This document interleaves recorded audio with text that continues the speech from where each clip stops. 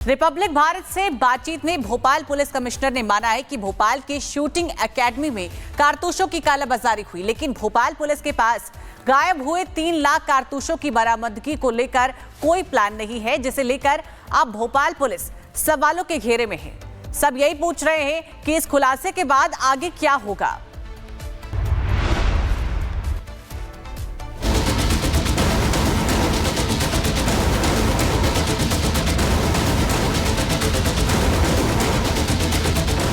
भोपाल की शूटिंग अकादमी में 3 लाख कारतूसों के गायब होने की सनसनीखेज खबर सामने आने के बाद भोपाल पुलिस की कार्यप्रणाली पर सवाल उठ रहे हैं। भोपाल के लोग इसे पुलिस की बड़ी नाकामी करार दे रहे हैं। लोगों का आरोप है कि इस खेल में सिर्फ हथियारों के सौदागर ही शामिल नहीं, इस खेल में कहीं ना कहीं पुलिस की भी मिलीभगत है, जिसके बाद दबाव में आई भोपाल पुलिस ने इस मामले में मध्य प्रदेश के मान्यता प्राप्त शूटर से पूछताछ करने और पूरे मामले की जांच के लिए एक कमेटी का गठन किया है।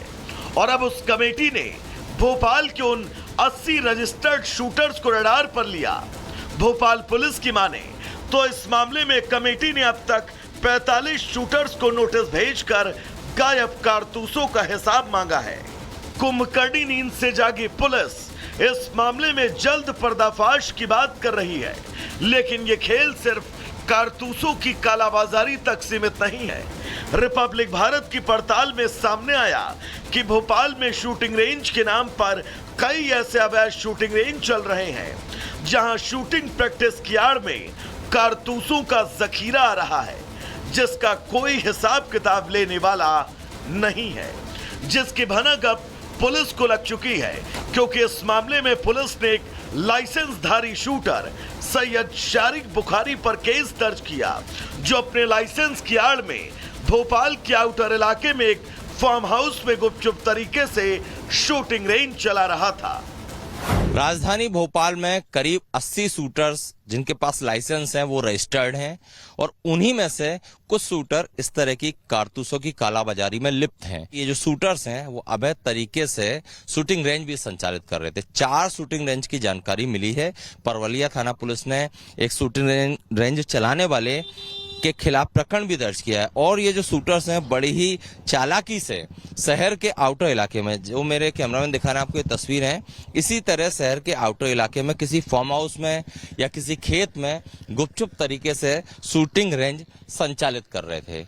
और इस अवैध शूटिंग रेंज की आड़ में कह सकते हैं कि कारतूसों की कालाबाजारी भी हो रही थी। इसी की आशंका के चलते जो करीब 80 शूटर्स हैं उन्हें नोटिस दिया गया है, और नोटिस देकर उनसे पूरा स्पष्टीकरण लिया जा रहा है कि उनके द्वारा उपयोग किए गए कारतूस के खोखे कहां हैं। ग्राउंड रिपोर्टिंग के दौरान हमारी टीम ने शूटिंग एकेडमी के बाहर बीएसएफ जवान और नेशनल प्लेयर से भी बातचीत की। बीएसएफ जवान ने बताया कि कारतूस से जुड़े नियम बेहद सख्त होते हैं। कारतूस और उसके खोखे से जुड़े एक एक रिकॉर्ड एनआरआई यानी नेशनल राइफल एसोसिएशन को देना होता है, और ये नियम सभी पर लागू होता है। उनका सबका रिकॉर्ड होता है। 10 मीटर में जितने भी वो एयर पैलेट्स होते हैं उनका कोई रिकॉर्ड नहीं होता, उनका कोई वो नहीं होता एम्प्टी। और जैसे 25 मीटर में है 0.22 और 0.32, और 50 मीटर में 0.22, उनका वो होते हैं जो एम्प्टीज होते हैं, उनका रिकॉर्ड रखा जाता है। वो हमें जैसे एमिनेशन लिया तो एनआरआई को सबमिटेड करना पड़ता है, तभी ये और एमिनेशन मिलता है। रिकॉर्ड रखने की जिम्मेदारी किसकी है? ये की हमारी है, शूटर की होती है खुद जी। उसको पूरा करना पड़ता है। पूरा करके जैसे हमने 50 की डब्बी ली तो उसको 50 करके ही एनआरआई को देना पड़ेगा, आगे से एमिनेशन तभी मिलता है। आपको बता दें कि इस मामले में अब तक सिर्फ 3 लाख कारतूसों के ही गायब होने की खबर है, लेकिन यह मामला सोच से परे भी हो सकता है, क्योंकि भोपाल में हर साल शूटर्स को करीब 31 लाख कारतूस जारी होते हैं, जिनका हिसाब किताब का रिकॉर्ड रखने की कोई व्यवस्था नहीं है। भोपाल में इस वक्त लगभग 80 शूटर रजिस्टर्ड हैं, जिनके पास 3 लाख कारतूसों का हिसाब नहीं मिला। आशंका है कि शूटिंग रेंज के नाम पर हथियार और कारतूसों का दुरुपयोग हो रहा है। भोपाल में शूटिंग रेंज के नाम पर चल रही कारतूसों की कालाबाजारी के खेल की जड़ें कितनी फैली हो सकती हैं, इसका अंदाजा इसी से लगाया जा सकता है कि भोपाल में एनआरआई से प्रमाण पत्र लेने वाले खिलाड़ियों को रियायती दरों पर कारतूस मुहैया कराई जाती है, जिसमें मान्यता प्राप्त खिलाड़ियों को रैंक के हिसाब से लाखों की संख्या में कारतूस मिल सकते हैं। ऐसे में इस बात की आशंका बढ़ गई है कि अगर इस मामले की पूरी जांच हुई तो लपेटे में कई खिलाड़ी आ सकते हैं, क्योंकि रिपब्लिक की पड़ताल में भोपाल के ग्रामीण इलाकों में चल रहे कई फर्जी शूटिंग रेंज का भी खुलासा हुआ है।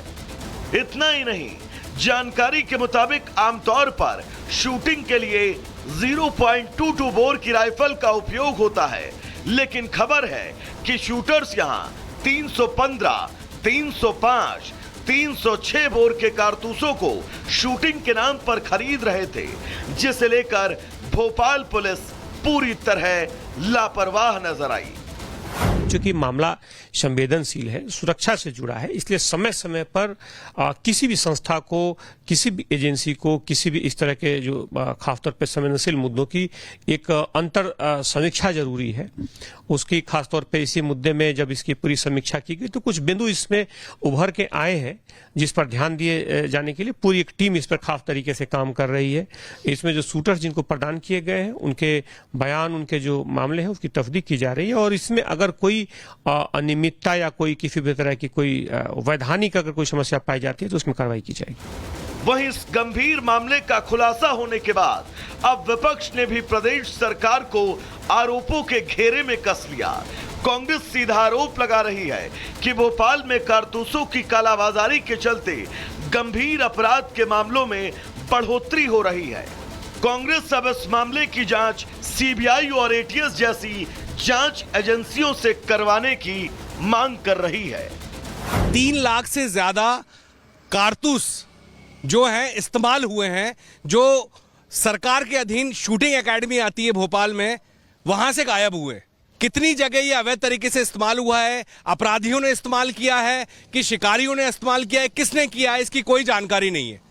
हम मांग करते हैं कि इसकी सीबीआई जांच हो, एटीएस से जांच हो कि इतनी भारी मात्रा में, मतलब 2 दशकों से भाजपा की सरकार है, भारी मात्रा में इतने कारतूसों के गायब होना यह बताता है कि सरकार सोई हुई है, पूरे तरीके से निष्क्रिय है। बहरहाल मामले की गंभीरता को देखते हुए भोपाल का प्रशासनिक अमला अब सतर्क है। पुलिस अब शूटर से एक एक कारतूस का हिसाब लेने का मन बना चुकी है, लेकिन सांप के गुजर जाने के बाद लकीर पीटने का यह अंदाज भोपाल पुलिस को जांच में कितना मदद करेगा, इसे लेकर सवाल अपनी जगह अब कायम है। कुल मिलाकर भोपाल में कारतूसों की कालाबाजारी का नेक्सस चला रहे हथियारों के सौदागर अब भी पुलिस की नजरों से दूर हैं। ऐसे में गायब कारतूसों से अगर अपराध हो जाए या अपराधी देश विरोधी गतिविधियों को अंजाम दे जाए तो उसकी जिम्मेदारी भला कौन लेगा? भोपाल की जनता मोहन सरकार से अब ये सवाल पूछ रही है।